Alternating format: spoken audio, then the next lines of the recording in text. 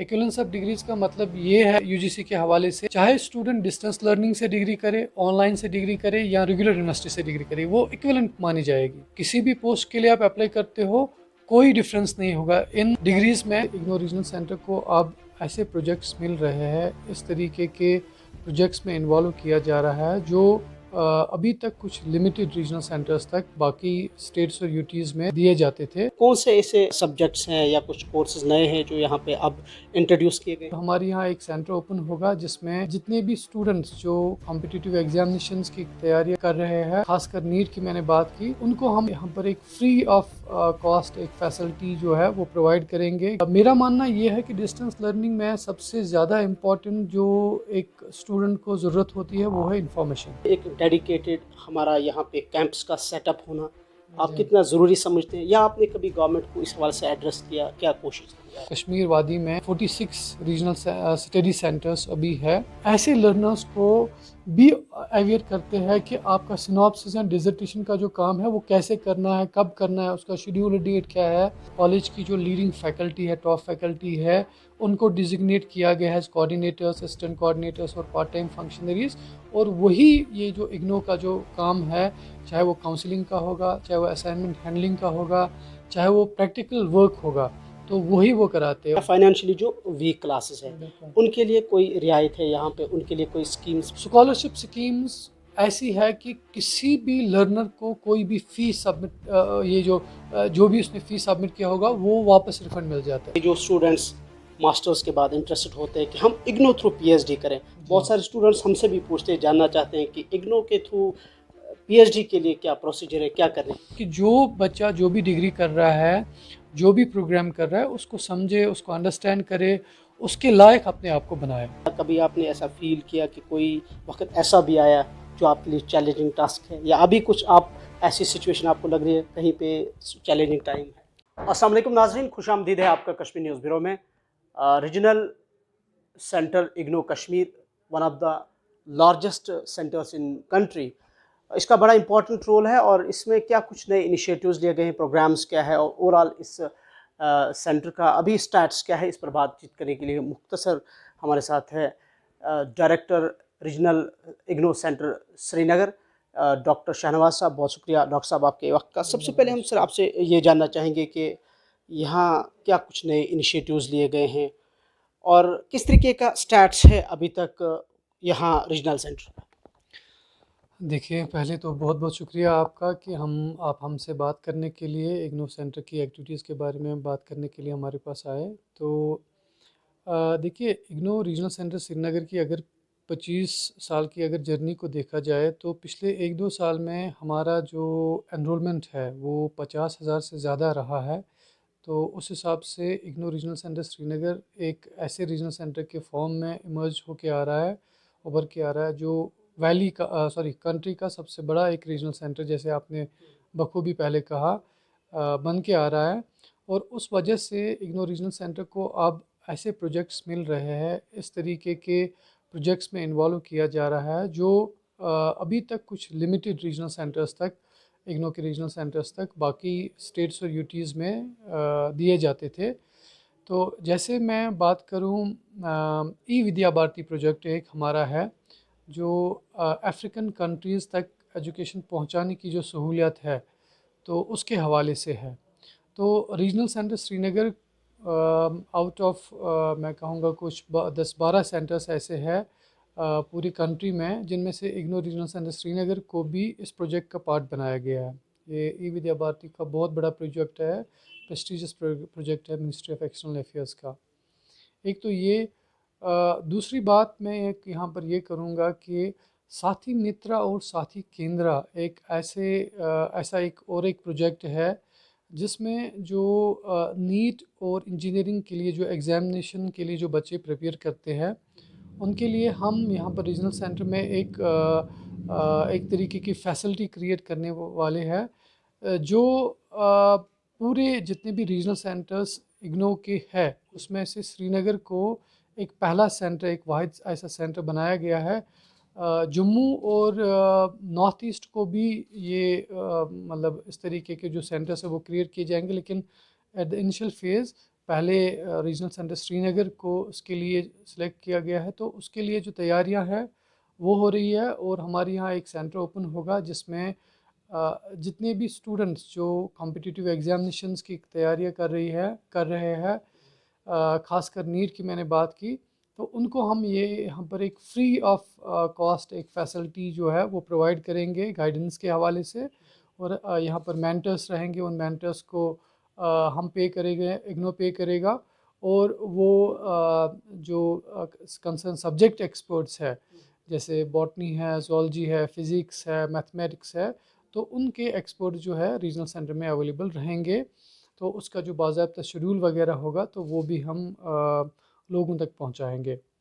उसके साथ साथ इग्नो रीजनल सेंटर श्रीनगर को अब बहुत सारे जो प्रोग्राम्स हमारे इग्नो ऑफ़र करता है उसके लिए नोडल आरसी बनाया गया है। नोडल आरसी का मतलब है कि पूरी कंट्री के लिए रीजनल सेंटर श्रीनगर ही ज़िम्मेदार होगा उन प्रोग्राम्स की काउंसलिंग के लिए, जिसमें जैसे उर्दू लैंग्वेज जो हमारी यहाँ पर है, उर्दू लैंग्वेज ऑफिशियल लैंग्वेज है। और उसी हवाले से हमें जो उर्दू लैंग्वेज में जो काउंसलिंग है,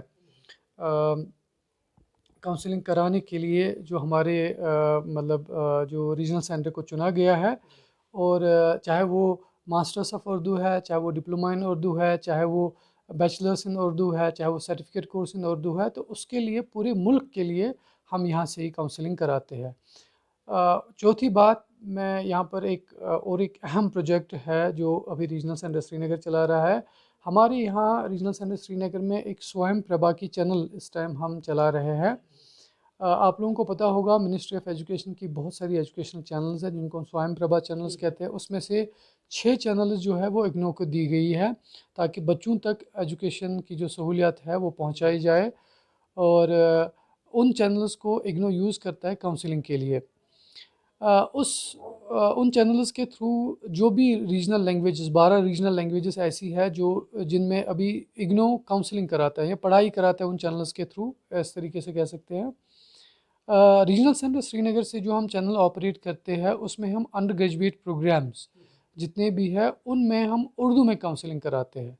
चाहे वो हिस्ट्री का सब्जेक्ट है, सोशियोलॉजी का सब्जेक्ट है, इंग्लिश का सब्जेक्ट है, इन सभी सब्जेक्ट्स में हम उर्दू की लैंग्वेज में काउंसलिंग कराते हैं, जिसमें सब्जेक्ट एक्सपर्ट जो है वो यहाँ पर आते हैं। वो अपने सब्जेक्ट मैटर को उर्दू लैंग्वेज में ट्रांसलेट करके फिर उसी लेक्चर को हम फिर ब्रॉडकास्ट करते हैं लाइव। ठीक है, तो ये कुछ चीज़ें हैं जो खासकर मेरे जहन में अभी आ रही है। क्योंकि डॉक्टर साहब आपने बड़े मुफस्सल अंदाज में बताया कि किस तरीके से इस सेंटर को अब स्ट्रीमलाइन किया जा रहा है जब से आपने यहाँ पे as head of the institution यहाँ पे रोल निभाया है। इस पूरे रीजनल सेंटर को स्ट्रीमलाइन करने के लिए क्या कुछ किया जा रहा है और कौन से ऐसे क्या सब्जेक्ट्स हैं या कुछ कोर्सेज नए हैं जो यहाँ पे अब इंट्रोड्यूस किए गए हैं?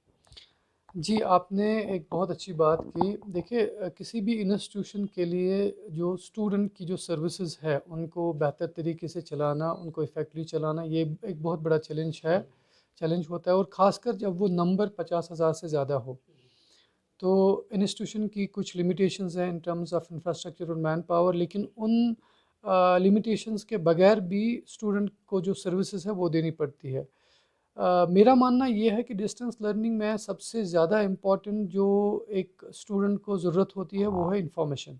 ठीक है, वो इंफॉर्मेशन राइट टाइम पे उसके पास पहुंचाना, ये डिस्टेंस लर्निंग का एक अहम काम होता है। अगर वो कोई इंस्टीट्यूशन कर पाता है, सो दैट मीन्स कि उसके जो स्टूडेंट्स है, उसके जो लर्नर्स है, वो आराम से अपनी जो डिग्री है वो कंप्लीट कर पाएंगे। लेकिन अगर वो इंफॉर्मेशन राइटली और टाइमली इन स्टूडेंट्स तक नहीं पहुंचती है तो वही ग्रीवेंसेस, वही कंप्लेंट्स का जो है रीज़न बनता है। लेकिन कोशिश ये की गई है, कोशिश मैंने पिछले 2 साल से ये की है कि वो जो कम्युनिकेशन चैनल्स है, वो जो इंफॉर्मेशन चैनल्स है, उनको खोला जाए, उनको स्टूडेंट्स के लिए ओपन रखा जाए। जिसमें मैं एक दो चीज़ों का जिक्र यहाँ पर करूँगा। एक तो ये कि हर महीने की पहली और तीसरी मंडे को मैं खुद एक ओपन सेशन कराता हूँ। ऑनलाइन ओपन सेशन एक गूगल मीट पे होता है, जिसमें मैं और जो सेक्शन इंचार्जेस है वो बैठते हैं। तो जो स्टूडेंट्स डायरेक्टली हमारे पास उस सेशन में आते हैं वो अपनी ग्रीवेंसेस या कंप्लेंट्स या इन्फॉर्मेशन जो भी उनको चाहिए होती है, तो वो हमारे पास ले आते हैं और हम ऑनलाइन उनको उसी टाइम उन चीज़ों के बारे में इन्फॉर्म करते हैं, या उस कंप्लेंट को एड्रेस करने के लिए जो भी ज़रूरत होती है वो कंसर्न सेक्शन को वहीं पर डायरेक्ट किया जाता है। Number one. नंबर टू, जो यहाँ का जो कॉन्टैक्ट सिस्टम है, ईमेल आईडीज़ वगैरह है, तो वो भी रखा गया है। तीसरा, मैंने अपने पास भी एक फ़ोन नंबर रखा है, तो मैं डायरेक्टली भी बहुत सारे कॉल्स का जवाब देता हूँ। और ये जो फोर्टनाइटली सेशंस होते हैं, ये खाली स्टूडेंट्स के लिए नहीं है, ये हमारा जो पार्ट टाइम स्टाफ है। मैं आपकी इन्फॉर्मेशन के लिए ये कहूँ कि यहाँ पर इग्नू रीजनल सेंटर श्रीनगर इस हिसाब से भी एक सबसे बड़ा सेंटर है पूरे मुल्क में। हमारे पास अभी 300 से ज़्यादा पार्ट टाइम स्टाफ जो है वो कॉलेजेस में हैं, वो काम कर रहे हैं, starting from peon to principal, जो as a part time functionary IGNOU के काम कर रहे हैं।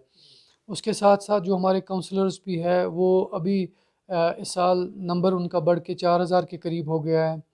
तो उस तरीके से ये कोशिश की जाती है। यहाँ जो जैसे सेंट्रल लेवल पे, स्टडी सेंटर लेवल पे भी मैंने कोशिश की है कि 50,000 स्टूडेंट्स तक नहीं पहुँच सकते, लेकिन स्टडी सेंटर लेवल पे हमने काफ़ी सारे इंडक्शन प्रोग्राम्स ऑर्गेनाइज़ करा है, जो कि वहाँ पर जो हमारे कोऑर्डिनेटर्स है उनने ऑर्गेनाइज़ किए, कुछ ऑफलाइन मोड में, कुछ ऑनलाइन मोड में, क्योंकि डिस्टेंस लर्निंग में जो स्टूडेंट है वो कभी विलिंग होता है सेंटर पे आने के लिए, कभी नहीं होता। इसलिए हम दोनों तरीक़ों से स्टूडेंट तक पहुंचने का काम करते हैं, चाहे वो ऑनलाइन मोड के थ्रू हो या ऑफलाइन मोड के थ्रू हो। जी। डॉक्टर साहब, चूँकि आपने ज़िक्र किया कि मोर देन 50,000 स्टूडेंट्स एनरोल है अभी यहाँ पे, आपके पास अपना भी स्टाफ काफ़ी है, इंफ्रास्ट्रक्चर भी की भी ज़रूरत है।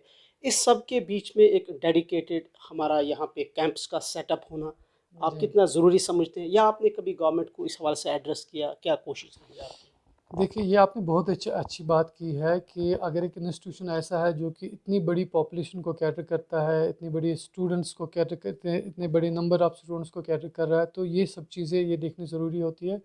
मैं इसमें 2 चीज़ें कहूँगा कि आपको याद होगा, हमारे जो देखने वाले हैं या जो इग्नू के साथ इससे पहले मुंसलिक है, उनको पता होगा कि रीजनल सेंटर जो इससे पहले जो बिल्डिंग हुआ करती थी, वो एक रेजिडेंशियल हाउस था 7-8 कमरों का। वो राजबाग एरिया में था, पहले एक घर में था, फिर दूसरे घर में। तो वहाँ पर अपनी लिमिटेशंस थी स्पेस के हवाले से। अब आप जिस बिल्डिंग में अभी है, तो यहाँ पर हमारे 12,500 के करीब स्क्वायर फीट स्पेस फ़िलहाल अवेलेबल है। तो हमने अपनी सर्विसेज को यहाँ पर थोड़ा सा एक्सपेंड किया है, जो कि वहाँ पर पॉसिबल नहीं हो पाता था। तो उस हिसाब से ये जो नई बिल्डिंग है जहाँ पर अभी हम हैं, ये एक्सेसिबल है। यो डलगेट कश्मीर यूनिवर्सिटी रोड पे लोकेटेड है, जस्ट एडजेसेंट रोड पे है, तो इसलिए स्टूडेंट्स को कनेक्टिविटी के हवाले से कोई इशू नहीं होता है, तो वो आराम से यहाँ पहुँच सकते थे। तो इस वजह से राजबाग का जो हमारा जो ऑफिस था, वहाँ पर काफ़ी स्टूडेंट्स को प्रॉब्लम हुआ करती थी, नंबर वन। नंबर टू, जो आपने परमानेंट कैंपस की बात की, तो उसलिए भी मैंने, उसके बारे में भी मैंने पिछले 1 डेढ़ साल से काम किया है। और मैं यहाँ पर शुक्रगुज़ार हूँ, ये जो हमारी यूटी एडमिनिस्ट्रेशन है, गवर्नर साहब है, डीसी साहब है, रीजनल कमिश्नर साहब है, तो उन्होंने हमें लैंड अलॉट किया है एचएमटी एरिया में। तो 10 कनाल की ज़मीन करीब ज़मीन जो है वो अलॉट हुई है हमारी। तो उसमें जो इग्नू का जो प्रोसीजर है वो कुछ अभी चल रहा है। तो वो प्रोसीजर कंप्लीट होने के बाद, सो आई एम होपफुल, क्योंकि लैंड जो है वो मिल गया है, तो बाकी जो कैंपस बनाने का जो प्रोसेस है वो भी बहुत जल्दी शुरू होगा, और उसकी ज़रूरत भी है। डॉक्टर साहब, एक शिकायत उम्र रहती है स्टूडेंट्स की कि इग्नू में या इस डिस्टेंस लर्निंग में एक तो प्रोजेक्ट या असाइनमेंट जो होता है इसमें थोड़ा सा डिले होता है, हम्म। और दूसरा ये हम जानना चाहेंगे कि स्टूडेंट्स और जो इग्नू सेंटर के बीच जो कम्युनिकेशन है वो किस तरीके से आपस में हो जाती है? देखिए, जैसे मैंने कहा, डिस्टेंस लर्निंग में एक स्टूडेंट को फ्लेक्सिबिलिटी होती है कि वो कब जो भी उसकी डिग्री का जो कंपोनेंट है वो कब कंप्लीट करेगा। ये एक रेगुलर सेटअप नहीं है कि हम किसी स्टूडेंट को फोर्स कर सकते हैं कि आप ये कंपोनेंट जो है, चाहे वो सिनॉप्सिस है, डिसर्टेशन है, असाइनमेंट है, वो अभी सबमिट कीजिए। लेकिन बेहतर ये होता है कि अगर कोई स्टूडेंट है, वो ऑन टाइम सबमिट करता है, जब असाइनमेंट सबमिशन का टाइम है, सिनॉप्सिस सबमिशन का टाइम है, तो फिर उसकी डिग्री में कोई प्रॉब्लम नहीं आती है। लेकिन प्रॉब्लम वहाँ से शुरू होती है जहाँ जब स्टूडेंट कोई किसी चीज़ में डिले करता है। जब नॉर्मल प्रोसीजर के थ्रू कोई चीज़ नहीं चलती है, उसमें डिले होता है, तब उसमें फिर वो बैकलॉग हो जाता है, और बैकलॉग में वो फिर एंटरटेन करना पड़ता है। ऐसी बात नहीं है कि वो एंटरटेन नहीं होता है, वो फ्लेक्सिबिलिटी इग्नो के पास है, वो फ्लेक्सिबिलिटी इग्नो स्टूडेंट को दे देता है। तो लेकिन स्टूडेंट में भी किसी स्टूडेंट को ये इन्फॉर्मेशन नहीं है कि सिनॉप्सिस कहाँ सबमिट करना है, उसका प्रोसीजर क्या है। मे बी वो इन्फॉर्मेशन गैप की वजह से वो मतलब उसमें उसको प्रॉपर गाइड नहीं है, वो इशू हो सकता है वहाँ पर। लेकिन उस बारे में मैं ये कहूँगा, अभी भी अगर आप हमारी वेबसाइट देखेंगे, कल हम एक इंडक्शन प्रोग्राम ऑर्गेनाइज कर रहे हैं इन्हीं प्रोग्राम्स के बारे में जो आपने अभी कहा, जहाँ पर सिनॉप्सिस का काम है, किसी लर्नर को करना है, किसी प्रोग्राम के हवाले से प्रोजेक्ट का काम है। कल हमने एक इंडक्शन प्रोग्राम रखा है, ऑनलाइन ओरिएंटेशन एक प्रोग्राम रखा है, जो हम ऐसे लर्नर्स को भी अवेयर करते हैं कि आपका सिनॉप्सिस या डिसर्टेशन का जो काम है वो कैसे करना है, कब करना है, उसका शेड्यूल डेट क्या है। तो ये आज ही नहीं, ये पिछले 2 साल से कंटिन्यूसली हो रहा है। लेकिन स्टूडेंट कभी वो चीज़ फॉलो करता है, कभी नहीं करता है, तो उस वजह से मे बी स्टूडेंट्स को प्रॉब्लम होती है या प्रॉब्लम हो रही है, बिकॉज जब उसने वो जो प्रॉपर तरीके से जो सबमिशन वगैरह वो नहीं किया हो, तो उसमें इशू हो सकता है। रीजनल सेंटर इग्नो श्रीनगर और बाकी जो हमारे इदारे चाहे कॉलेजेस हो, यहाँ वैली में जो यूनिवर्सिटीज़ है, बीच के का कैसे जो कोऑर्डिनेशन आपस में रहता है, कैसे आप बाकी चीज़ें जो है आप उसमें एड्रेस करते हैं, जी कोई ऐसा प्रोसीजर है इसमें? हाँ, बिल्कुल एक सेटअप प्रोसीजर है हर एक चीज़ के लिए, जो भी इग्नो का जो मैकेनिज़्म है। जैसे इग्नो का अभी जो नेटवर्क है पूरी वादी में, पूरी कश्मीर वादी में हमारे 46 रीजनल स्टडी सेंटर्स अभी है, उनका नेटवर्क है। सबसे मोस्ट ऑफ जो हमारे स्टडी सेंटर्स है, जो मैक्सिमम स्टडी सेंटर्स हमारे हैं, अक्सर स्टडी सेंटर्स हमारे गवर्नमेंट डिग्री कॉलेजेस में ही हैं। हमारा सिक्किम्स में भी स्टडी सेंटर है, सेंट्रल जेल श्रीनगर में भी स्टडी सेंटर है, यूनिवर्सिटी ऑफ कश्मीर पे भी स्टडी सेंटर है, नाइलैंड में भी सेंटर है। तो एक नेटवर्क फैला हुआ है स्टडी सेंटर्स का, जो कि एज पार्ट टाइम सेंटर्स हमारे काम कर रहे हैं, जहाँ पर जो कॉलेज की जो लीडिंग फैकल्टी है, टॉप फैकल्टी है, उनको डिजिग्नेट किया गया है एज कोऑर्डिनेटर्स, असिस्टेंट कोऑर्डिनेटर्स और पार्ट टाइम फंक्शनरीज। और वही ये जो इग्नो का जो काम है, चाहे वो काउंसलिंग का होगा, चाहे वो असाइनमेंट हैंडलिंग का होगा, चाहे वो प्रैक्टिकल वर्क होगा, तो वही वो कराते हैं। और हर चीज़ के लिए हम उनको रिम्यूनरेशन वगैरह जो भी है, चाहे वो प्रैक्टिकल के हवाले से या बाकी और कंपोनेंट्स के हवाले से, वो बाज़ाब्ता उनको दिया जाता है। जो फाइनेंशियली बैकवर्ड क्लासेस है या हमारे जी पास एससी एसटी क्लासेस है या जी फाइनेंशियली जो वीक क्लासेस है, बिल्कुल। उनके लिए कोई रियायत है यहाँ पे, उनके लिए कोई स्कीम्स वगैरह है? नहीं, बहुत अच्छी बात आपने कही, और ये हमारे जो देखने वाले हैं स्टूडेंट्स है, प्रोस्पेक्टिव स्टूडेंट्स, उन तक ये बात पहुंचनी भी चाहिए। जैसे एससी एसटी की जो पॉपुलेशन है, उनके लिए हमारे पास फ़ी वेवर है। जी। तो आपने ये अच्छे टाइम पे ये बात छेड़ी है, और ये हमारे नाज़रीन तक पहुंचनी भी चाहिए। कल ही हमारा एक सर्कुलर उसमें आया है। अभी तक हमारा जो एससी एसटी के लिए जो फ़ी वेवर था कुछ प्रोग्राम्स में था, लेकिन कल हमने इसमें जो 3 बड़े प्रोग्राम्स हैं, bachelor of arts, bachelor of commerce and bachelor of science, ये प्रोग्राम्स भी ऐड किए हैं। तो S C S T population से जितने भी हमारे लर्नर्स हैं, अगर वो इन प्रोग्राम्स में भी अब एडमिशन लेना चाहे, उनको फ़ी है, मतलब उनका कोई फ़ीस चार्ज नहीं होगा, खाली रजिस्ट्रेशन फ़ीस उसमें नॉमिनल 300 रुपये होता है। उसके बगैर उनको कोई फ़ी नहीं देना है, नंबर वन। नंबर टू, चाहे वो रजिस्ट्रेशन के हवाले से हो, रजिस्ट्रेशन के हवाले से भी उनको कोई फ़ी नहीं देना पड़ेगा। रजिस्ट्रेशन मीनिंग के, अगर उनको पहले साल फ़ी वेवर मिला, तो वो दूसरे साल भी मिलेगा, नंबर वन। नंबर टू, बाकी जितने हमारे लर्नर्स हैं, स्कॉलरशिप स्कीम्स ऐसी है कि किसी भी लर्नर को कोई भी फ़ी सबमिट, ये जो भी उसने फ़ी सबमिट किया होगा, वो वापस रिफ़ंड मिल जाता है उसमें। जैसे मैं लेबर डिपार्टमेंट की जो स्कॉलरशिप की बात करूं, जितने भी स्टूडेंट है वो अगर जो लेबर क्लास से बिलोंग करते हैं, वो लेबर स्कॉलरशिप का जो बोनीफाइड हम यहाँ से इशू करते हैं, तो उसके बिहाफ पे उनको टोटली 100% फ़ी जो है रिफ़ंड हो जाता है। सो दैट मीन्स, अगर टेक्निकली देखा जाए कि जो इग्नो से डिग्री हासिल करते हैं, चाहे वो S C S T population से है या जनरल कैटेगरी से है, उनको टोटली कम्प्लीटली मतलब जो डिग्री है वो फ्री में मिल रही है। डॉक्टर साहब, ये भी जी जानना चाहेंगे जो स्टूडेंट्स मास्टर्स के बाद इंटरेस्टेड होते हैं कि हम इग्नो थ्रू पीएचडी करें, जी बहुत सारे स्टूडेंट्स हमसे भी पूछते हैं, जानना चाहते हैं कि इग्नो के थ्रू पीएचडी के लिए क्या प्रोसीजर है, क्या करने? देखिए, जब पीएचडी की बात आती है तो यूजीसी जो है वो एक ऐसी बॉडी है जो कि पीएचडी वगैरह जो प्रोग्राम्स है पर्टिकुलरली उसके लिए जो गाइडलाइंस है वो फ्रेम हुई है। उसमें जो अब जो कोर्स वर्क है वो कॉमन हो गया है, चाहे वो रेगुलर यूनिवर्सिटी होगी या डिस्टेंस लर्निंग यूनिवर्सिटी होगी। तो जहाँ तक इग्नो की बात है, एक स्टूडेंट को अ, एक एंट्रेंस एग्जामिनेशन क्वालिफाई करना पड़ता है, एंट्रेंस एग्जामिनेशन में अपीयर होना पड़ता है, क्वालिफाई करना पड़ता है। और जिस तरीके से बाकी यूनिवर्सिटी में फिर प्रोसीजर होता है कि असिस्टेंट प्रोफेसर के अंडर कितने जो स्कॉलर्स है वो काम कर सकते हैं, एसोसिएट के अंडर कितने काम कर सकते हैं और प्रोफेसर के अंडर कितने जो रिसर्च है वो कर सकते हैं, वही अप्लाई है इग्नो पे भी। तो यहाँ पर कोई उस चीज़ उसमें रियायत नहीं है। अगर 4 असिस्टेंट प्रोफेसर कश्मीर यूनिवर्सिटी में जो असिस्टेंट प्रोफेसर होगा उसके अंडर अलॉट हो सकते हैं, इसी तरीके से इग्नो में भी जो असिस्टेंट प्रोफेसर होगा उसको 4 ही सीटें उसको अलॉट होगी।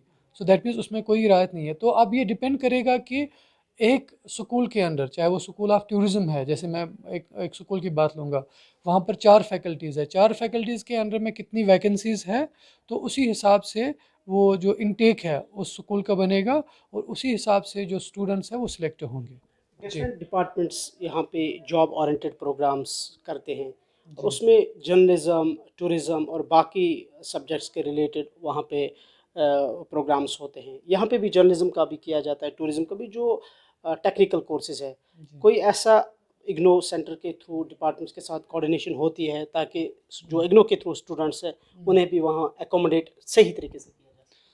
नहीं, देखिए ऐसा कुछ नहीं है कि मतलब इग्नो के स्टूडेंट्स को प्रेफ़रेंस दी जाती है या प्रेफ़रेंस नहीं दी जाती है, वैसी कोई बात नहीं है।